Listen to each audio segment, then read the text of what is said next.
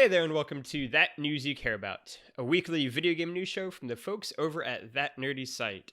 Today is Tuesday, November 2nd, 2021, and I'm one of your hosts, Logan Wilkinson. Joining me this week is my Phoenix son, Trevor Starkey. Hello. Hey there, Trev. What is the weather out in Phoenix? Are you guys down to the 90s yet? It was 80 degrees today, but I Woo! was telling one of my friends in Chicago, or one of my coworkers, that it's like set to be 90 by the weekend again. So yeah, because he was like complaining about how he's having to like keep putting gloves on to just to like do the keyboard work and stuff. And I was like, yeah, it's a nice cool 79 degrees out right now, and looking ahead, I was like, yeah, but I guess 90 degrees in November is a little rough. So yeah, I can understand people wanting to escape like he had. It is a 73-degree day in Austin right now. It is going to get cold, though. Gets down to a high of 57 on Thursday before climbing back into the 80s again by the weekend. Yeah, it is nice problems to have if you like the warmth, like we do. But we are unfortunately not talking about the weather in Austin and Phoenix. We are instead talking about something a bit kind of more unfortunate, which is Penny Arcade PAX coming out and announcing 4 days ago that PAX South is going to be kind of put on the back burners indefinitely.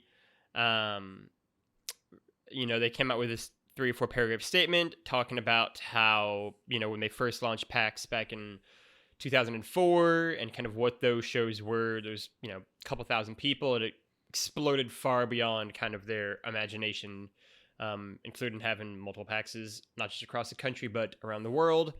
And some being more successful than others, and PAX South, unfortunately, never being one of the ones that truly caught on, which, as we'll get into in a minute, I think is, reflective of our experiences with PAX South as well.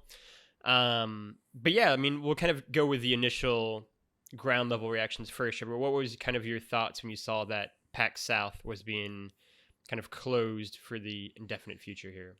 I mean, largely unsurprising. Certainly like unfortunate, because I think it definitely did get hit by just, I think, some rough timing. But Agreed. like at the end of the day, it's like, I mean, yeah, that's especially when they haven't been able to do live events for a year.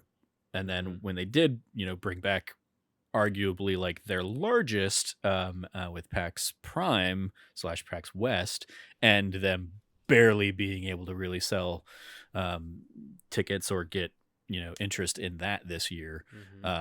It like PAX South, which was already the, quietest of the bunch anyway, doesn't surprise me that they were like, it's going to cost, either it's going to cost way too much to do it, or there's just not going to be enough interest in doing it. It's like the whatever cost benefit analysis that they made, like ultimately that led to them saying, hey, we're not going to be able to do it, and we're not going to like just keep stringing this one along and saying like, maybe we'll get to it next year. They're just like ready to walk away from it. I think makes sense, especially for a number of other factors. Like it was always a weird positioning in the calendar there at the end of like January, because it's like, well, like everybody that had stuff to show off showed their stuff off leading up or before the end of the year. So like nobody really had something that early in a new year to be like, yeah, let's go down to San Antonio just so we can,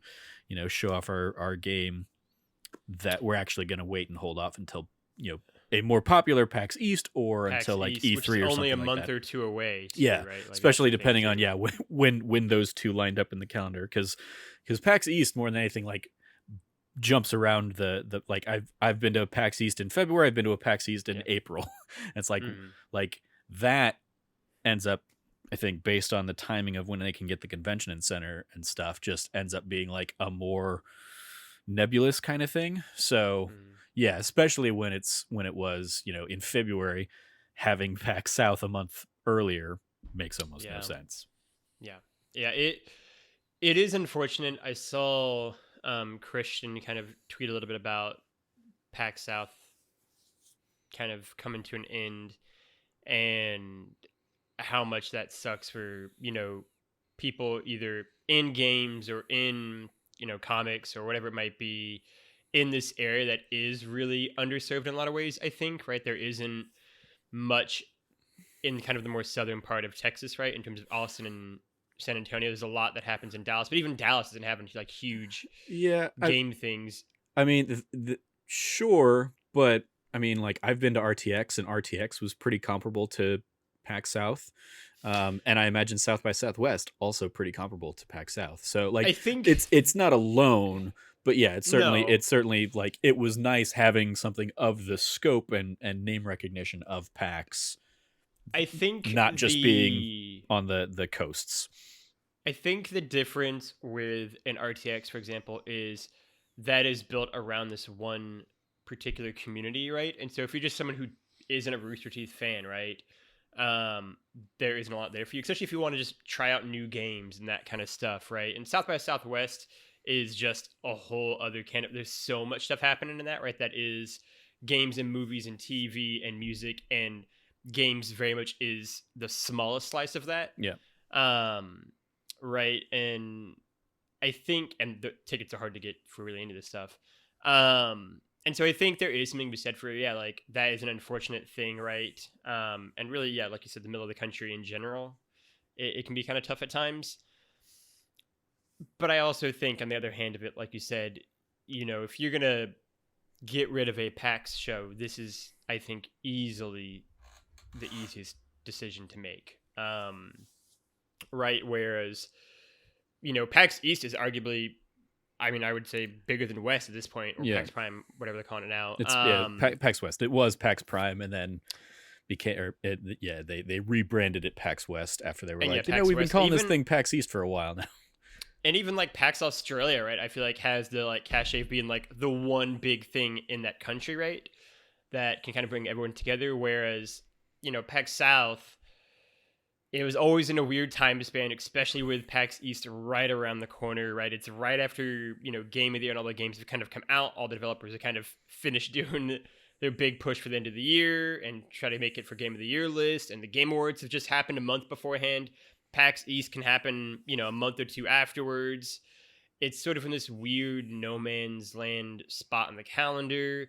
It felt like they never really got the buy-in from a lot of other developers, Yeah, it was pretty much and publishers. It was pretty much like Gearbox and like Yeah, a couple other like largely like the Texas centric studios, or like Insomniac, because they have some teams in North Carolina.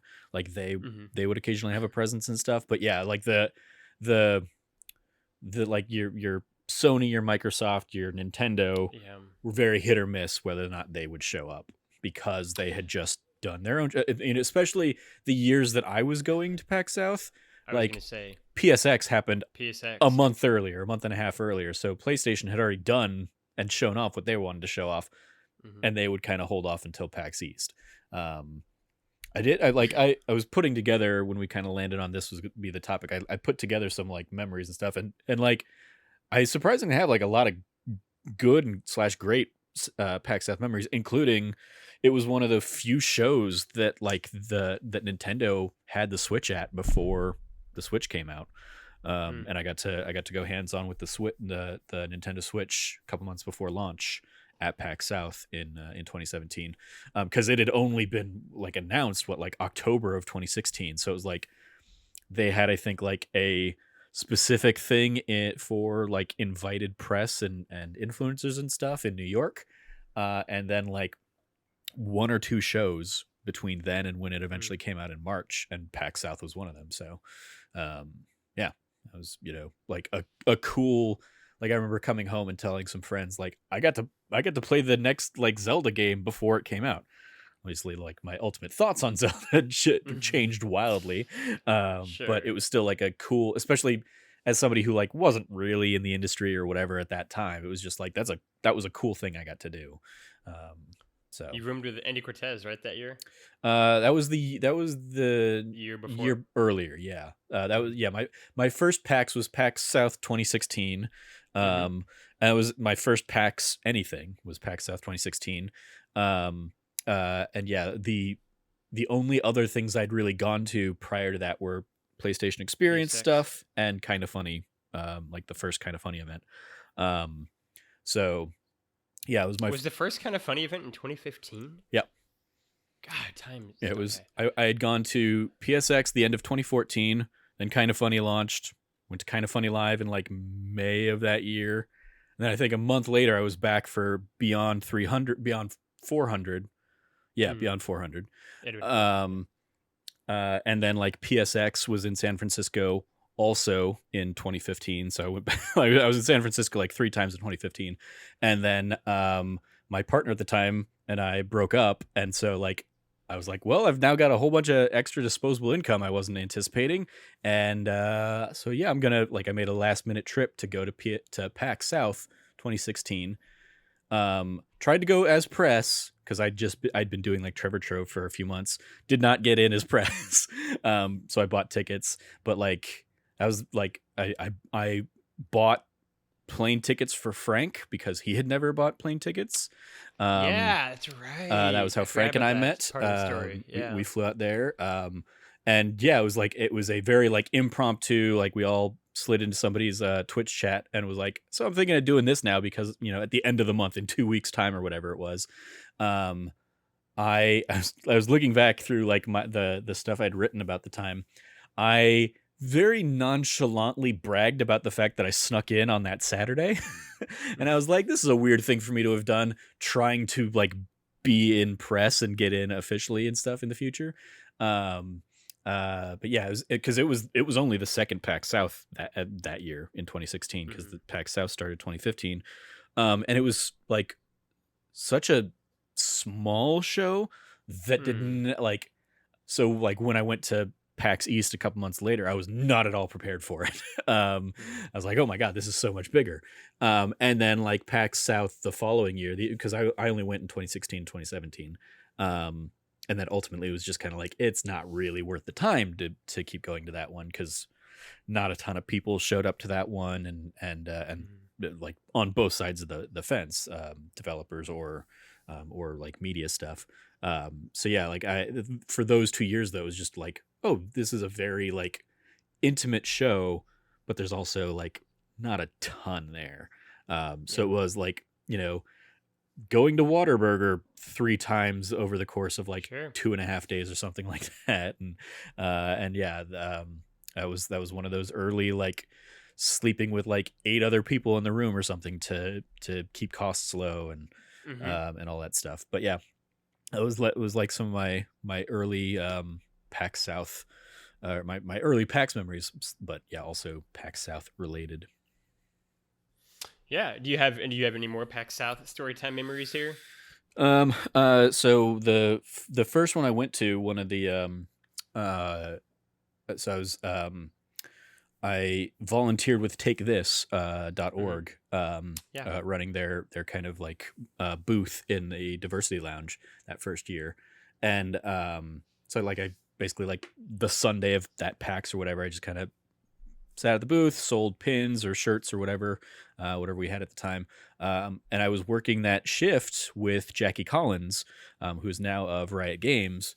Mm-hmm. Um, and I think this is like before Riot, she was with Adult Swim, but I think this was even before she was with Adult Swim. I think she was working community management with some other organization at the time. And I just remember like meeting her and thinking like, oh, like this is a really cool person well before I knew like how connected she was to so many other people that I like admired in the industry and stuff.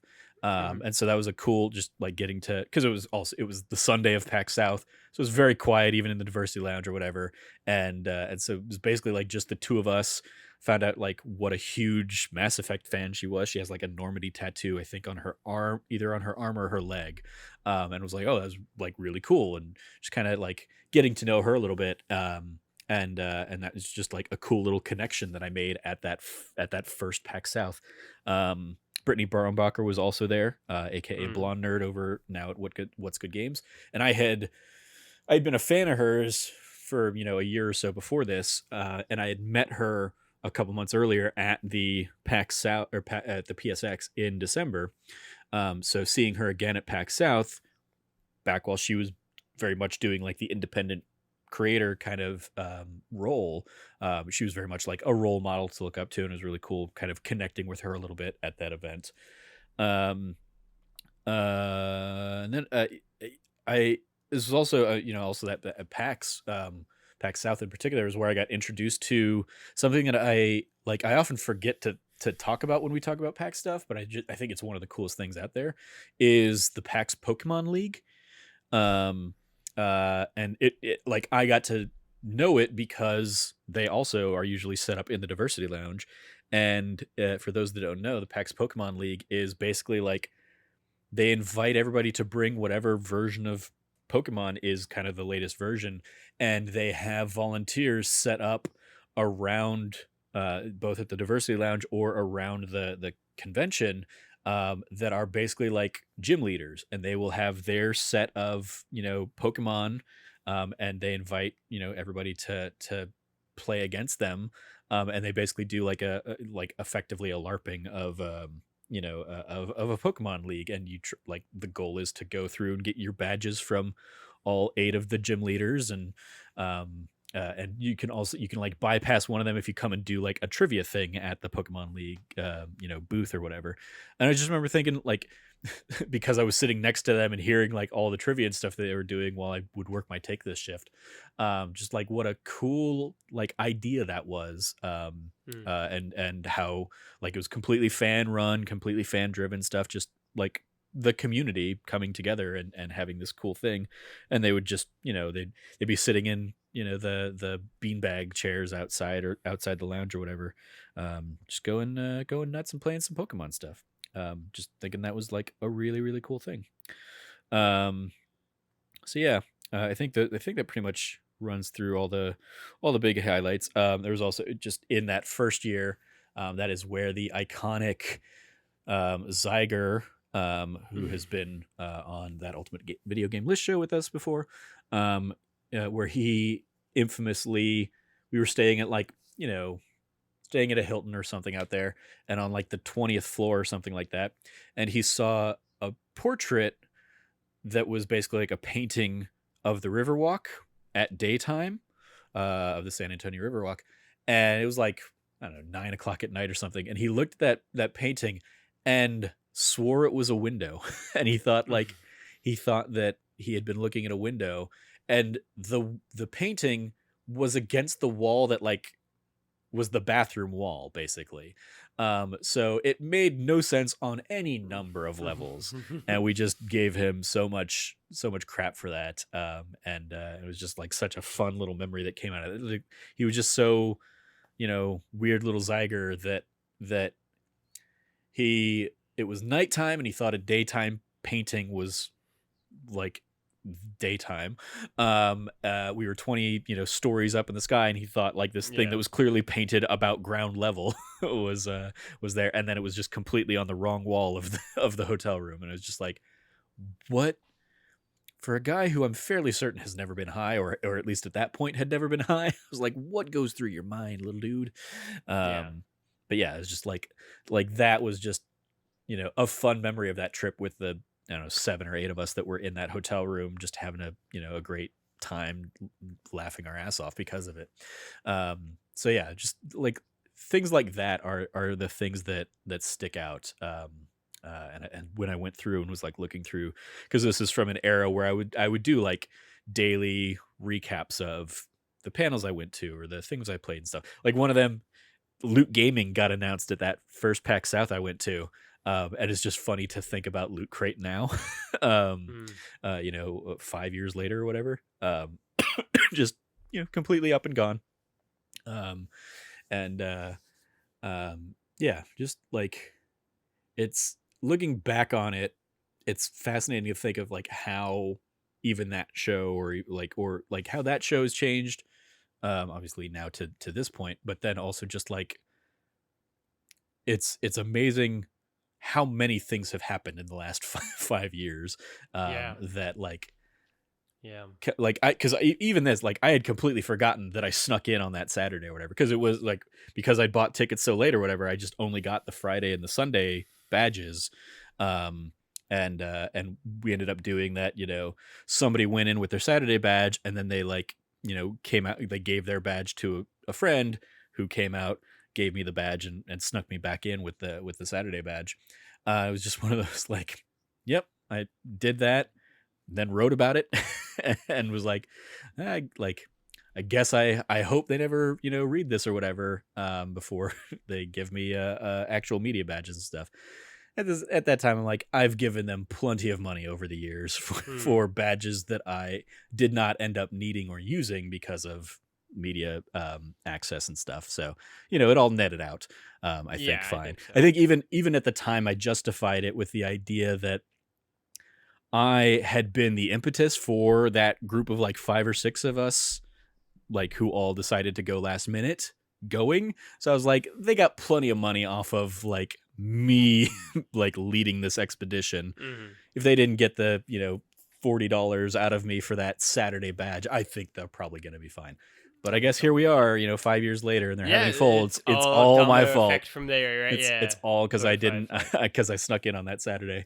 Yeah, I think it's interesting for me listening to you talk to think back to the like 2016 2017 version of that community that existed at that point in time, right? Like even taking it to like what kind of funny looked like, right, in January of 2016 and January 2017 to what they looked like now. I mean, it is almost a completely unrecognizable entity at that point, right? And so the community at large, I think, has also really shifted a lot in a lot of ways.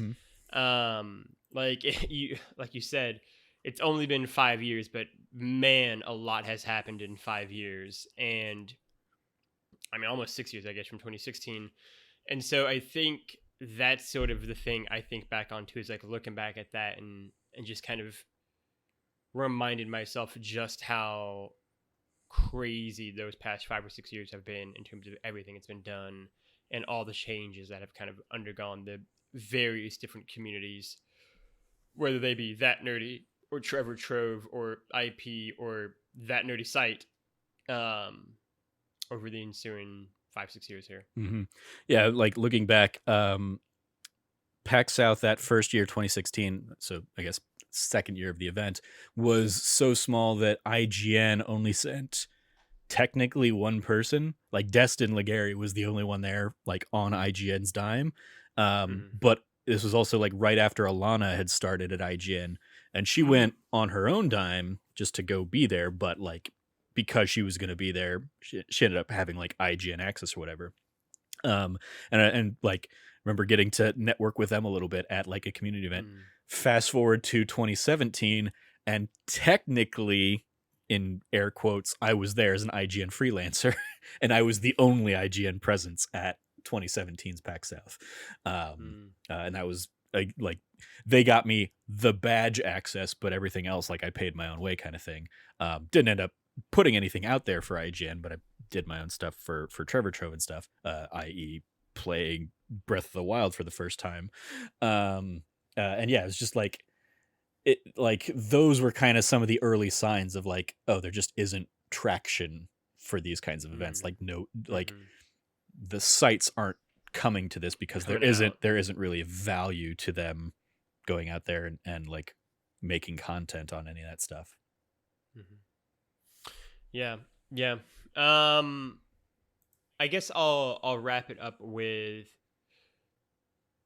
what do you think a future PAX South could do to be successful if they do decide to ever bring it back into the future?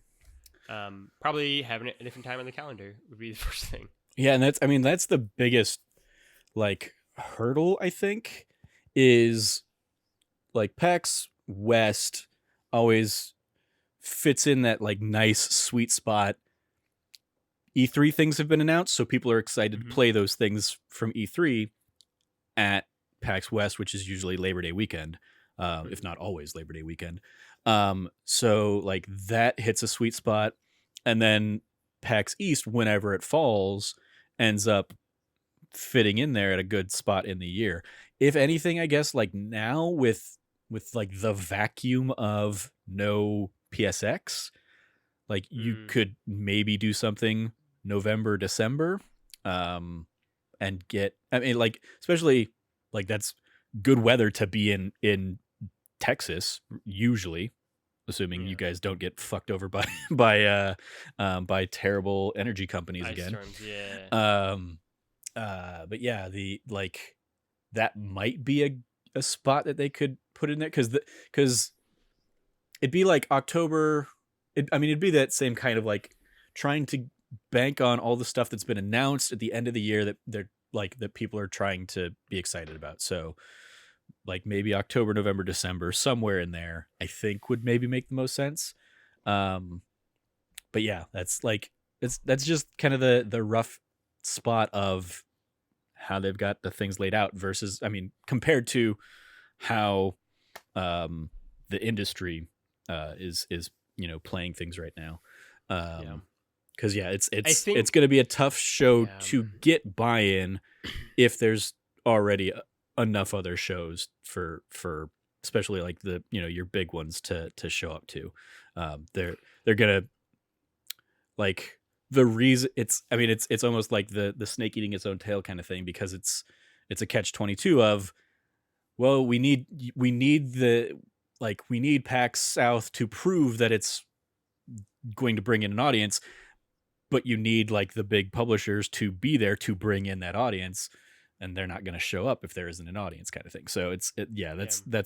that's where like because there is a Texas community of developers and stuff for the size of show that PAX South was, they were able to manage and do that. But they, as kind of their like their cancellation or postponement, indefinite postponement announcement, kind of makes clear is like they weren't able to grow it.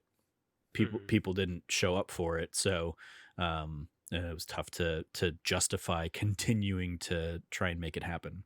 Um, yeah, I think it'd have to be do that, or it would have to be like a like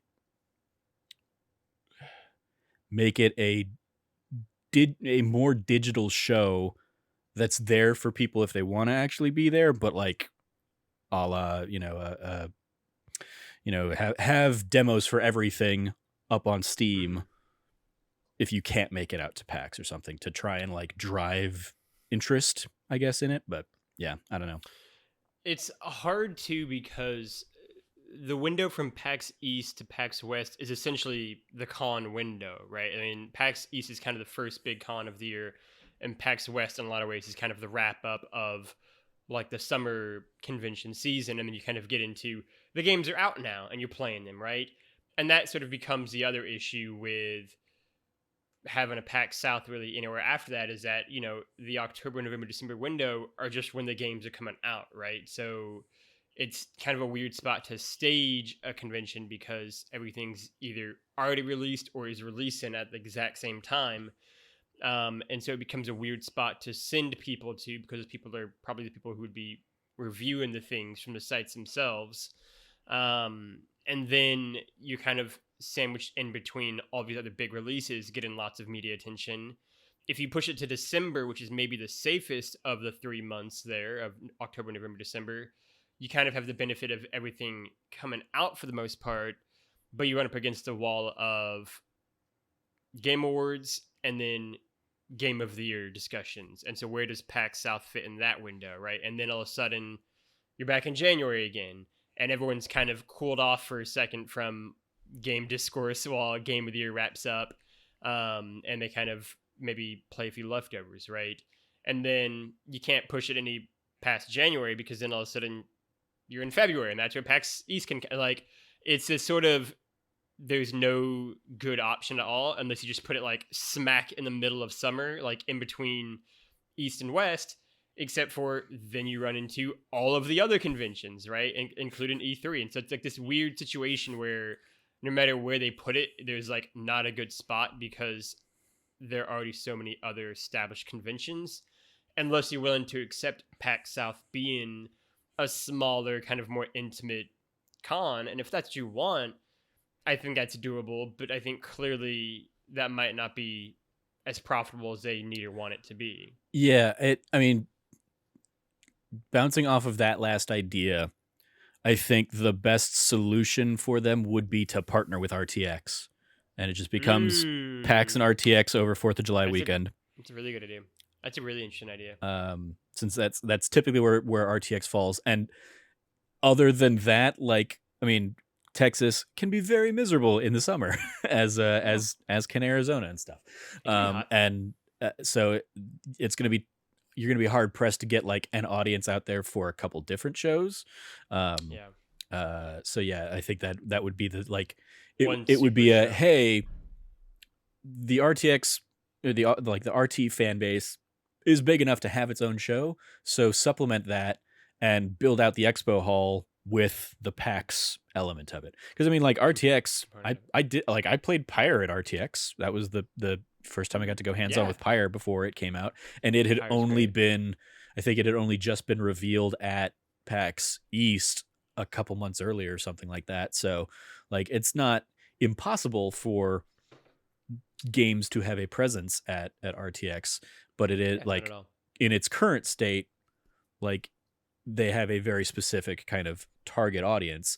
But I mean, like, Yeah, so yeah, it would have to be, but at that point, I don't know if that's going to happen because I don't know what Penny Arcade's relationship with Rooster Teeth is. Rooster Teeth. Seems like And if they're Rooster Teeth would want to kind, I share, mean, yeah, yeah, it seems like they're kind of like competing for that same mind share and space. So it would either have to be like, yeah, they kind of just partner up yeah, and kind of take over downtown Austin, as RTX typically does, um, and because I mean, like they've like RTX. I feel like the couple times I've been to that doesn't take up all of the convention center stuff. There's plenty of room for that to be a bigger show than it is. But I mm, mean, that said, like I feel like that's already a bigger show than PAX South was. Um, yeah. I would so probably agree. yeah, but yeah, Yeah, I think that would probably like be the best option for a PAX South would be partnering with another already established kind of thing. Or I mean, again, going back to the South by Southwest, if South by Southwest, the games component of that is already the weakest element, have Penny Arcade come in there and be like, hey, let's bolster this up and try and kind of come up with this collaboration. So South by Southwest has all of the other things that show has, and games presence and exhibitors and stuff has a better presence because of the PAX relationship. mhm. Yeah. Any final thoughts on PAX South and its cancellation or Um, indefinite hiatus? I mean, like I certainly for that middle of the country kind of audience that loved going to that. I hope it I hope they're able to eventually to figure out some way to bring it back. Hmm. Yeah, it's just kind of one of those like I mean, admittedly, the first one I went to, I kind of ended up going to not knowing that I would eventually end up going to every other PAX that year. It was very much like this is going to be the cheapest and easiest PAX for me to get to, so it's probably the best option for me. Um, and I think that's if it can provide something more comparable to what you get at the other PAXs, I think it has a lot more potential. I Hmm. mean, especially like a PAX South would easily be the most likely option for us to get some kind of like panel there would have been at a PAX South Mm. compared to a PAX East or Yeah. PAX West. So it is absolutely like great to have kind of a smaller scale show that can have like that smaller scale audience to build up to, and then they can kind of level up to a PAX East or a PAX West. I wish that's how they would have pitched it, though, right? Because I feel like if they'd viewed PAX South almost as this breeding ground for smaller publishers and smaller content creators to kind of build up the potential to then go to PAX East and PAX West, I think it could have done better, right? But it felt like they always kind of, despite how small they were, still kind of had the same requirements as the PAX East and West in terms of content creation, which still, again, then just allowed people in the middle of the country who maybe couldn't afford to go to West or East, but could go to South, but it didn't give them the opportunity to without having to pay for the tickets. Well, I mean, based on kind of my understanding of it, I think PAX South did have much looser restrictions on getting access. I didn't get in as Trevor Trove, but I was also a one person shop and had only been doing Trevor Trove for like 2 months at that point in time. So like Mm-hmm. I wasn't surprised that I didn't get in. Like if I had gone the following year, or you know, if we tried to go as that nerdy, I'm sure. I mean, we were able to get into PAX East, so I have no doubt we would have been It able to helped get that into. mean you were kind of grandfathered Yeah, in, to be yeah, fair. definitely. So I think that is an option, and much like there were a lot of people who got to because they were so kind of in need of people showing up to PAX West this year. A whole bunch of people got to go be like content creators or press or whatever for the first time because of the PAX South size scale of the PAX West this year. PAX West. I mean, like this year's PAX West was a smaller show than PAX South was when I went, based on everything I saw from it and based on the like exhibitors that showed up and stuff. Mm-hmm. So on a media side, I think they were already doing that.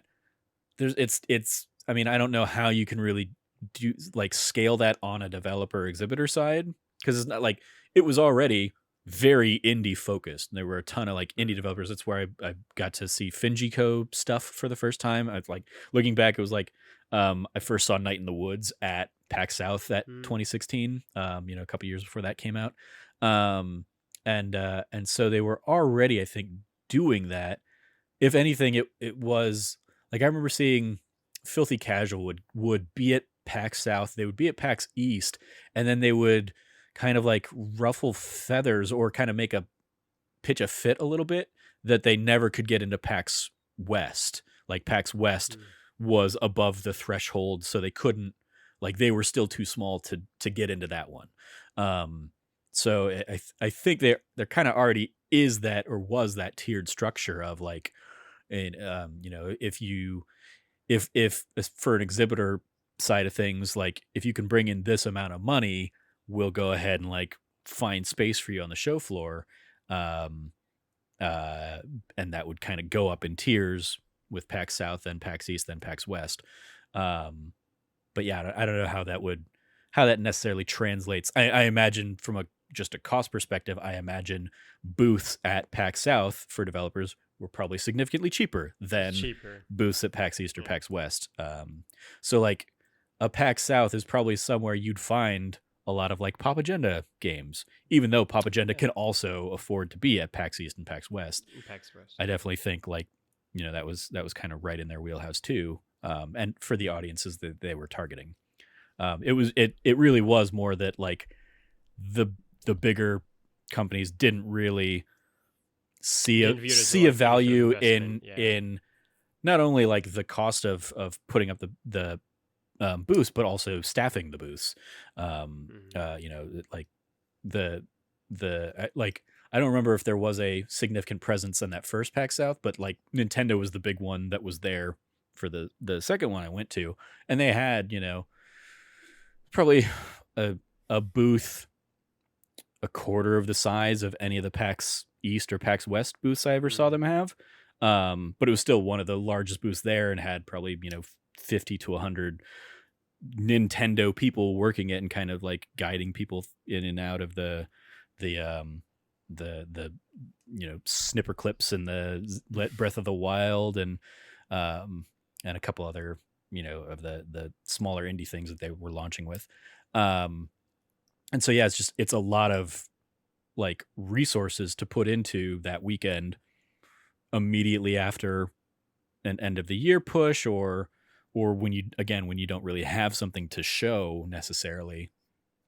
I don't know how, like it, like PAX South 20, like PAX South last year, probably would have had a pretty good Animal Crossing presence, just like PAX East did. But yeah, that's probably about it. Yeah, fair enough. Fair enough for PAX South. We will see what its future holds.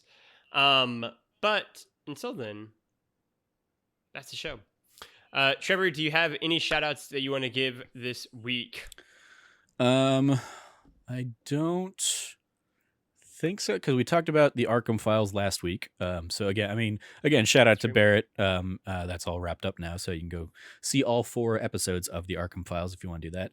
I guess shout out to the kind of funny. Oh, shout out to everybody doing Extra Life this weekend. Really, both certainly. I usually play with the kind of funny team, and we in the past have played with the kind of funny team. And so yeah, they're doing their official stream this weekend, as well as like all the community streams around it going on this weekend. So yeah, shout out to that. Yeah, I will echo that shout. That's a great shout to give. Shout out to Extra Life. It is always a great cause and a lot of fun to both do the streams yourself and also watch them and help support them.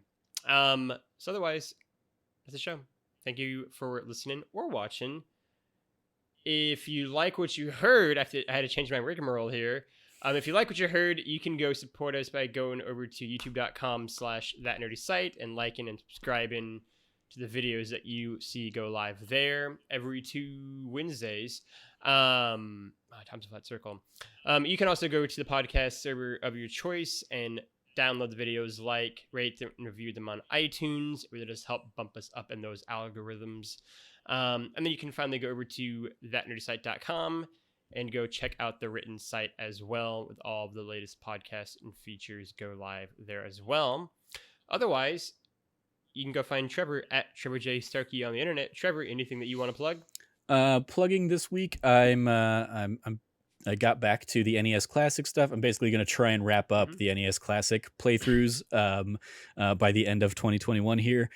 So today's as of recording this. Yesterday's, if you're listening to this the day it came out, was Punch Out.